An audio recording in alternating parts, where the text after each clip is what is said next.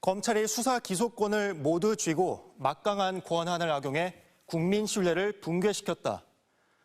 검찰 개혁을 추진 중인 지금의 정부 여당이 한 것 같은 이 말.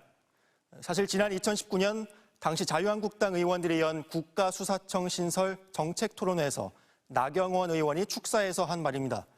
당시 원내대표였던 나 의원은 검찰이 독점한 수사권과 기소권을 분리해야 한다며 강력하게 검찰 개혁을 촉구했습니다.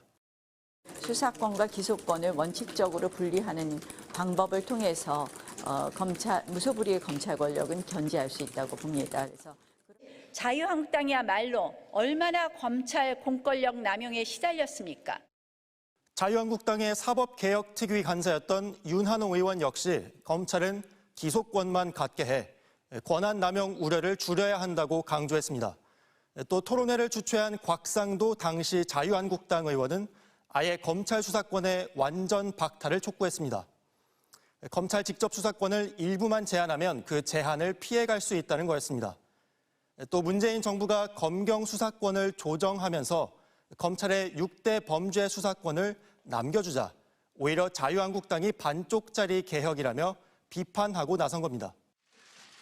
자유한국당 소속이었던 여상규 당시 법사위원장과 이주영 국회 부의장, 정종섭 의원도 축사와 개회사를 통해 검찰개혁 목소리에 힘을 보탰습니다.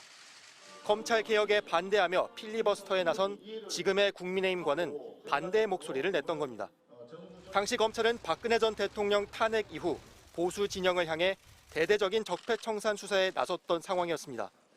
이후 문재인 정부 말기 들어 검찰의 칼날이 민주당으로 향하고 정권 교체 후 윤석열 정부 비호에 앞장서자 입장을 바꾼 것으로 해석할 수 있는 부분입니다. 이렇게 입장이 달라진 이유를 묻는 MBC 질의에 나경원 의원은 구체적인 설명 없이 당시 검경 수사권 조정과 지금의 검찰 수사권 완전 박탈은 질적으로 다른 얘기라고만 밝혔습니다. 곽상도 전 의원은 검찰 제도를 고쳐야 한다는 건 국민의힘도 이미 논의해왔던 일이라고 말했고 윤한홍 의원은 답변을 하지 않았습니다. 알고 보니 손구민입니다. 국민의힘 의원들은 어제 저녁부터 정부조직법 개정안 통과를 방해하기 위해 필리버스터에 돌입했습니다. 이에 따라 검찰청 해체를 골자로 하는 정부조직법 개정안은 24시간이 지난 오늘 저녁 무렵 강제 종료 후 표결이 가능할 전망입니다.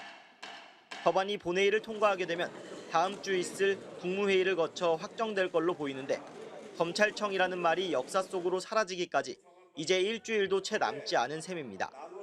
법안 상정을 두고 여야는 막판까지 신경전을 벌였는데 국민의힘